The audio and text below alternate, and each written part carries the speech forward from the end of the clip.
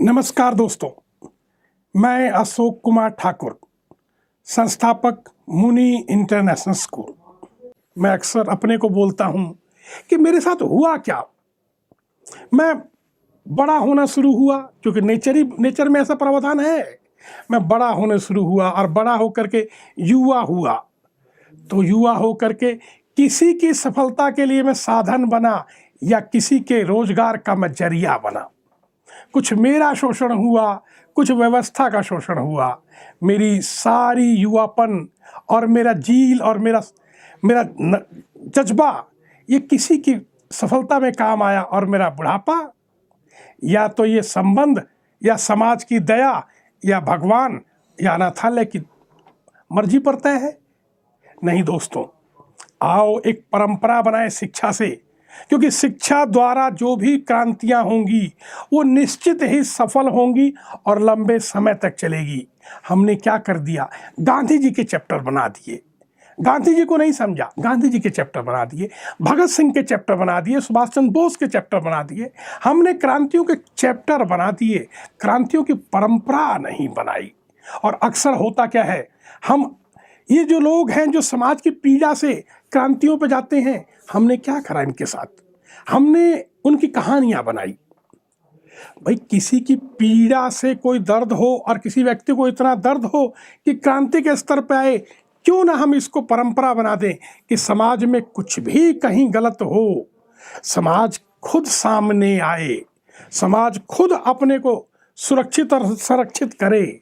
हमने इस पर नहीं काम किया। हमने स्कूलों में एजुकेशन पर स्किल पे काम किया। एक आदमी को खूब मैथमेटिक्स सिखा दिया, खूब साइंस सिखा दी, साइंस के नियम बता दिए, वो नियम जो पहले से डिजाइन हैं वो नियम बता दिए। उस आदमी ने खूब अच्छा याद करके सुना दिया, और जब वो सुना दिया उसको नंबर दे दिए। उसको गर्व हो गया, किस चीज़ का, याद करने का, कि मुझसे अच्छा याद कोई कर ही नहीं सकता। दोस्तों, एक रोबोट वाला एक किस्सा तो था। हमने एक लाइव रोबोट बना दिए या ओबीडिएंट सर्वेंट बना दिए। जो काम याद करने का था, जो पेन ड्राइव रख सकता है, क्योंकि जो भी ज्ञान वो बच्चा याद कर रहा है आखिर तो ये कहीं से प्रिंट ही है, और प्रिंट के पास कॉपी है। तो आज के दौर में जब आर्टिफिशियल इंटेलिजेंस आगे बढ़ रहा है, आज के दौर में जब मशीन लर्निंग बढ़ रही है और रोबोट्स बड़ी अच्छी तरह काम कर रहे हैं, तो आदमी का काम, एक मनुष्य का काम फिर दोबारा उस दौर पे आता है जब इस धरती पर आसमान से स्वर्ग को खींच लाए, इस धरती को स्वर्ग बनाए। मैं तो अक्सर ये कहानियां पढ़ता हूं कि लोग कहते हैं कि हमें तो यहाँ बहुत थोड़ी देर के मेहमान हैं, हमें तो ऊपर जाना है। काश हमने ये गीत गाए होते कि हम तो परमानेंट यहीं के मेहमान हैं, कुछ देर के लिए ऊपर जाना है, क्योंकि भारत ये मानता है कि पुनर्जन्म की परंपरा होती है। अगर ये बात हमने कही होती कि परमानेंट यहीं रहना है, ऊपर थोड़ी देर के लिए जाना है, सजा और स्वर्ग काट के तुरंत इस धरती पर दोबारा आना है, चेहरा अलग होगा, परिवार अलग होगा, मगर मेरे संस्कार, मेरे प्रारब्ध, जो मैंने पीछे कर्म किए थे वही तो साथ चलेंगे।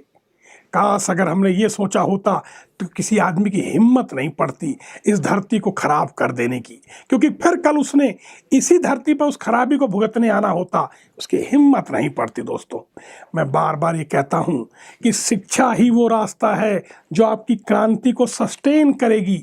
शिक्षा ही वो रास्ता है जो इस धरती को स्वर्ग बनने में काम करेगी। आप कितनी भी बातें कर लें, अगर शिक्षा, जिसको मैं शिक्षा बोल रहा हूं, वो वैल्यू एजुकेशन लीड है।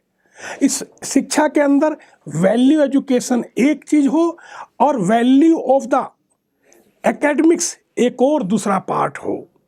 एक तो वैल्यू एजुकेशन हो कि जिसमें हम बच्चे को, वैल्यू मतलब यूनिवर्सल ह्यूमन वैल्यू, जो पूरे संसार में सभी धर्मों में समान रूप से देखी जा सके, समान अर्थ के साथ समझी जा सके, क्योंकि वर्तमान के दौर में शब्दों की दुनिया चल पड़ी है, अर्थों की नहीं।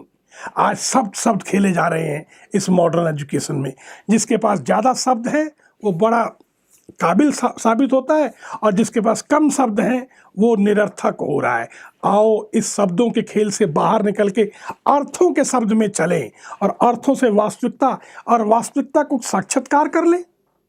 तो दोस्तों, ये शिक्षा ही होगी जो इस दुनिया के बदलाव में काम करेगी, ये शिक्षा ही होगी। इस शिक्षा में वैल्यू एजुकेशन को लीड करना होगा, क्योंकि बाकी काम तो आर्टिफिशियल इंटेलिजेंस करेगा, मशीनें करेंगी, रोबोट्स करेंगे, और न जाने कितने बड़े लेवल की मशीनें करेंगी। आदमी को वैल्यू एजुकेशन पे काम करना पड़ेगा और वैल्यू ऑफ एकेडमिक्स के ऊपर काम करना पड़ेगा। मैंने इस पर काफ़ी समय रहते काम शुरू कर दिया। इसी का नतीजा है कि मेरे यहाँ बच्चे अगर बहुत हाईएस्ट पे भी आते हैं तो उनको कोई ईगो नहीं होता, क्योंकि उनको पता है कि सेल्फ कंपटीशन का दौर है। मेरा कंपटीशन संसार में किसी से नहीं है, मेरा कंपटीशन मेरे साथ है। और क्या मैंने अपने को हराया और क्या मैंने अपने को जीता?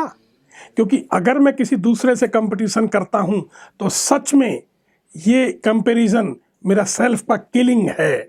क्योंकि अगर दूसरा आम है तो उसको बेहतर आम चाहिए, मैं अगर अमरूद हूँ तो मुझे बेहतर अमरूद बनना है, आम बनने का प्रयास नहीं करना।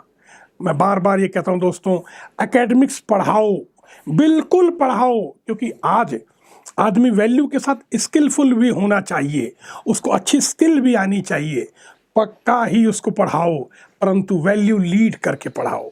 अगर वैल्यू लीड करके पढ़ा होगा, हो सकता है कि बहुत बेहतरीन वो पायलट जो आप कह रहे थे वो ना हो, परंतु ये गारंटेड है इंसान 100% होगा।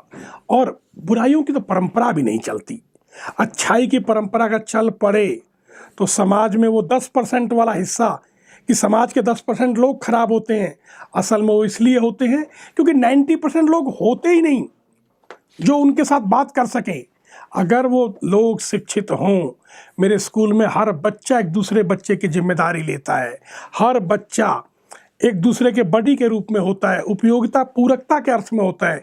जब वो उपयोगिता और पूरकता के अर्थ में होता है तो सच बताऊं, काहे की उसके अंदर स्कूल में कोई नेगेटिविटी आएगी? काहे की बुलिंग करेंगे बच्चे, काहे की रैगिंग करेंगे? वो तो इंतजार करेंगे आप आए और दो बच्चे मिल करके जोर से हंसेंगे, देखो अभी मैं हूँ तुम्हारे लिए। तो मेरे दोस्तों, ये सब कुछ, चाहे वो भगत सिंह बनाने हो, चाहे वो सुभाष चंद्र बोस बनाने हो, या क्रांतिकारी या शिक्षाविद बनाने हो, या समाज के साइंटिस्ट बनाने हो, ये स्कूलों से संभव है। धन्यवाद दोस्तों।